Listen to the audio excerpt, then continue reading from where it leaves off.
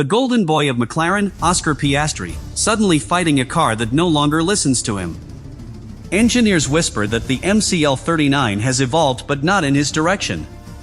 His trademark precision, once his weapon, has turned into a silent limitation. And yet, what looks like decline might just be the beginning of his greatest reinvention. When the lights went out, the McLaren leapt forward cleanly, almost too cleanly. Through the high-speed S's, Piastri's MCL39 glided like silk, every steering input measured, every throttle lift smooth, every braking trace textbook. It was beautiful to watch, but on the timing screens, beauty didn't translate to speed. "He's 2/10ths down in Sector 1, muttered one engineer, eyes narrowing at the data. "No mistakes, nothing wrong. He's just slower." Another frowned. "He's driving it perfectly," he said quietly, "and that's exactly the problem." As the laps unfolded, the pattern became undeniable. Lando Norris attacked the corners like a brawler, late on the brakes, early on the throttle, letting the car slide just enough to heat the tires and bite the apex. Piastri, by contrast, caressed the limits. His line was tighter, smoother, more efficient, and yet, he couldn't find the grip. "He's not building temperature," said the tire engineer. "He's too gentle." On the live telemetry overlay, Norris's inputs spiked like a heartbeat. Piastri's were flat, perfect, surgical. "He's giving the car stability," said Andrea Stella quietly from the pit wall, "when it wants instability." Inside the cockpit, Piastri could feel it. The balance was fine, the grip good, the rhythm perfect, and yet, the stopwatch refused to move. "Sector 2, 3/10ths down," came the radio. He replied in his usual calm tone, "Copy. Feels fine." But the data told another story. It wasn't about feeling, it was about evolution. The McLaren had changed. With its new aero package and aggressive rear load, the MCL39 demanded more energy, more rotation, more chaos. It needed to be provoked, not guided. And for the first time, Oscar's discipline, his greatest strength, was holding him back. Back in the garage, the tension was palpable. Engineers leaned over screens, whispering in disbelief. "No degradation. No errors." "But he's not triggering the fronts," one said. Stella didn't respond. He just stared at the screen, lips pressed tight. "It's too perfect," he finally said. "He's driving like the car still obeys logic." But it doesn't anymore. On the big display, Norris's wild, aggressive traces overlapped with Piastri's smooth control. Two completely different rhythms, both brilliant, but only one compatible with the car's evolution. The day after Mexico, McLaren's headquarters in Woking felt like a cathedral of silence. The glass corridors reflected the dim English light, and the air inside the performance department was thick with unease. Engineers moved quietly, speaking in low tones as they gathered around the main telemetry board. Everyone knew what the data showed, nobody wanted to say it out loud. Andrea Stella entered, coffee in hand, eyes sharp but calm. "Let's see it," he said. The lead analyst tapped a few keys, and the screens came alive. Two traces appeared: blue for Lando Norris, orange for Oscar Piastri. The difference, though small, spoke volumes. At first glance, Piastri's driving was immaculate. Braking curves smooth, steering angles clean, throttle inputs consistent. "It's the kind of telemetry you'd frame," said one of the engineers, half joking. Stella didn't smile. "Yes," he replied quietly. "But beautiful isn't fast anymore." He switched to Norris's data. The screen erupted in jagged lines, brake spikes, steering corrections, raw aggression. "This," he said, "is chaos." But it's chaos the car responds to. The room fell silent. The message was clear. The MCL39 no longer rewarded control, it demanded confrontation. Piastri walked in just as the replay ended. Still calm, still composed, his tone was as measured as ever. "So," he said, glancing at the graphs, "what am I looking at?" Stella turned to him. "Two styles. Yours clean, efficient, elegant. And Lando's violent, reactive, unstable. The car's new aero platform and suspension geometry have changed its personality. It wants energy, not precision. Oscar studied the screen, arms folded. So my biggest strength has become a limitation, Stella finished for him. The honesty hung in the air like static. To most drivers, those words would sting. But Piastri wasn't built like most drivers.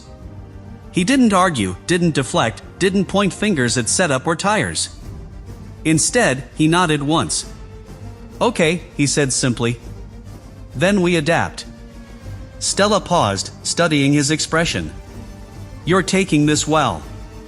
"It's not emotion," Oscar replied. "It's engineering." That sentence said everything about him: the calm precision, the analytical detachment, the refusal to panic. In that moment, McLaren's engineers understood why he wasn't just another young driver, he was a thinker in a world of instinct. Still, the data couldn't be ignored. "He's losing 3/10 in corner entry alone," said the performance engineer. "He's braking earlier, keeping the car stable. It looks perfect, but the tires never reach their peak temperature."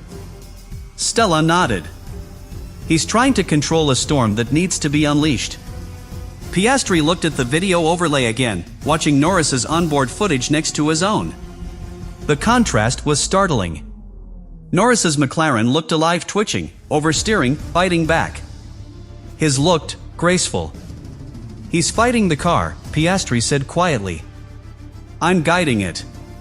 Stella smiled faintly. "Exactly. And right now, the car doesn't want a guide." For a long moment, Piastri said nothing. He stood there, still, his mind already moving faster than his voice. "So it's not that I'm too slow," he said finally. "It's that I'm too smooth." "Exactly," Stella replied. "You're waiting for grip that never comes." The Australian nodded again, eyes narrowing slightly. "Then we stop waiting." It wasn't a boast. It was a promise. That subtle shift, the moment a driver accepts that evolution starts by breaking his own habits, was the first step in what would become his quiet transformation. The simulator bay at McLaren's Woking headquarters was cold, silent, and flooded with the blue glow of data monitors. It was past midnight, but nobody had left. This wasn't a punishment session, it was a mission. The engineering team, led by Andrea Stella and Chief Performance Engineer Tom Stanton, had prepared something new for Oscar Piastri. "We're going to break the rhythm," Stanton said. "The car setup's going to feel wrong." "That's the point." Piastri just nodded, calm as ever. "If it's going to fight me," he said, "I want to know why." The simulator loaded the Mexico circuit again. This time, the virtual MCL39 wasn't balanced or predictable. The rear end was loose, brake migration aggressive, torque delivery unpredictable. Most drivers would have spun within 3 laps. Piastri didn't. He braked later, leaned on the car's nervous energy, and started to explore its chaos like a scientist testing an experiment. "He's already adapting," said Stella from behind the glass. "He's processing instability through logic." On the screen, his steering inputs were sharper, his throttle modulation faster. The once smooth telemetry lines now looked jagged, imperfect, and faster. "Watch turn 6, Stanton said to the data analyst. "He's forcing the fronts to bite through movement." The graphs proved it. Piastri was generating temperature through microslides, something he'd avoided for most of the season. "He's not managing the car anymore," Stella noted. "He's provoking it." Inside the cockpit, Oscar's voice was steady. "The car's moving under me, but I can feel where it wants to go." His engineer smiled. "That's what we needed. Don't tame it, read it." Lap after lap, his times dropped. 0.3. Then half a second. "He's faster than Lando's simulator reference now," one engineer whispered. Stella didn't flinch. "He's not faster," he said quietly. "He's freer." That was the turning point. The moment Oscar stopped treating the car as a tool and started treating it as a living thing, unpredictable, imperfect, but responsive. He wasn't fighting the instability anymore. He was collaborating with it. They ran the experiment again, same setup, same instability. The results repeated.